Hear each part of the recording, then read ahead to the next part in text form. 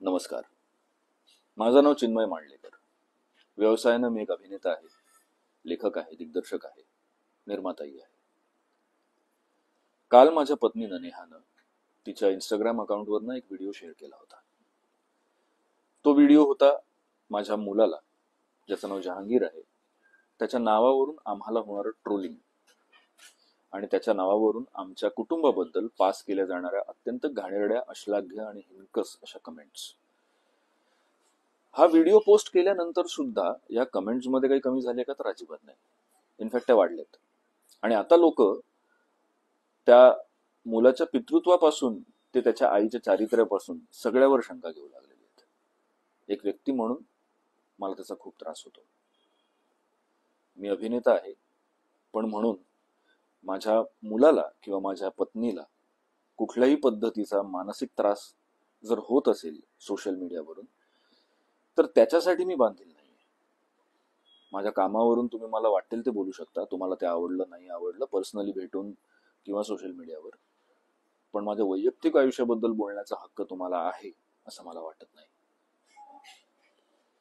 मी माझ्या मुलाचं नाव जहांगीर का ठेवलं याच्याबद्दल आजपर्यंत अनेक प्लॅटफॉर्म्सवरनं मी यापूर्वी बोललेलो आहे. जर कोणाला इंटरेस्ट असेल तर त्यांनी ते व्हिडिओ जाऊन पाहावेत.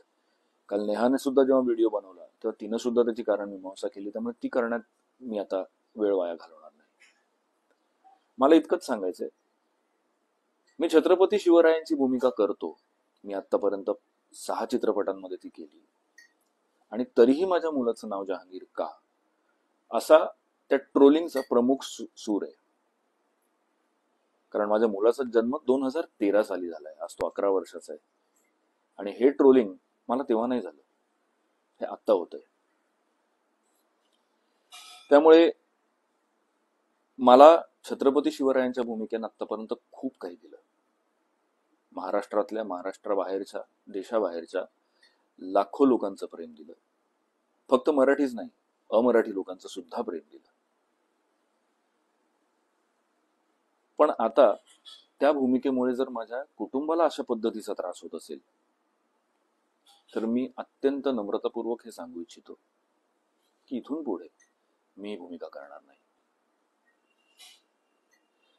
कारण मी करत असलेलं काम, मी करत असलेली भूमिका याचा जर माझ्या कुटुंबाला मानसिक त्रास होत असेल, तर एक वडील म्हणून, एक नवरा म्हणून आणि कुटुंब प्रमुख म्हणून मला माझं कुटुंब जपणं जास्त महत्वाचं आहे.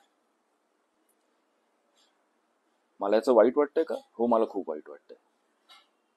कारण माझ्या मनात महाराजांबद्दलची जी भक्ती किंवा श्रद्धा आहे, तिचं एक एक्सप्रेशन म्हणजे माझी भूमिका होती. आणि तशी पर्सनल आयुष्यात खूप एक्सप्रेशन्स आहेत. अगदी माझ्या गाडीत सुद्धा जिथं लोक नॉर्मली गणपतीची मूर्ती ठेवतात, तिथं महाराजांची मूर्ती आहे. आणि हा दिखावा नाहीये, हे प्रेम आहे, ही श्रद्धा आहे. पण आपल्या श्रद्धेचं जस्टिफिकेशन लोकांना मी का द्यावं, आणि लोकांना तरी ते का ऐकावं? त्यांना काय दिसतं? मुलाचं नाव जहांगीर ठेवलं. माझं एकच म्हणणं आहे, माझ्या मुलाचं नाव जहांगीर आहे, खटकतंय, मग जहांगीर आर्ट गॅलरीचं नाव बदलणार का? जहांगीर नावाच्याच एका माणसाला आपल्या देशानं भारतरत्न दिलंय. भारतरत्न जहांगीर रतनजी दादाभाई टाटा, JRD टाटा. त्या JRD टाटांनी उभी केलेली एअर इंडिया, ज्याच्यातनं आपण अभिमानानं प्रवास करतो, आणि त्यांनी उभे केलेले अनेक उद्योग ज्याचा फायदा भारतातल्या प्रत्येक नागरिकाला होतो, त्यांचा वापर करताना आपण हा विचार करतो का टायटनची घड्याळ पासून ते जे लोक त्यांच्या डिस्क मध्ये वगैरे काम करतात, गाड्या, आपण विचार नाही करत की यांचं नाव, ह्याच्या प्रणेत्याचं नाव जहांगीर होतं. पण ठीक आहे, मी एक अभिनेता आहे, अभिनेते नेहमीच सॉफ्ट टार्गेट असतात. इथे अजून एक गोष्ट मी नमूद करू इच्छितो की अनेक लोकांनी त्या ट्रोलिंग मध्ये असंही म्हटलेलं आहे की तुम्ही एका विशिष्ट राजकीय विचारसरणीला खतपाणी घातलं, मग आता तुम्हाला हे होणारच. तर मला आजपर्यंत कोणी, माझं चॅलेंज आहे, मला दाखवून द्यावं की मी आजपर्यंत कुठल्याही राजकीय पक्षाचा प्रचार केलाय, मी आजपर्यंत कुठल्याही राजकीय पक्षाच्या प्लॅटफॉर्मवर गेलोय, किंवा मी आजपर्यंत कुठल्याही राजकीय पक्षाच्या किंवा नेत्याच्या आधिपत्याखाली वावरलोय.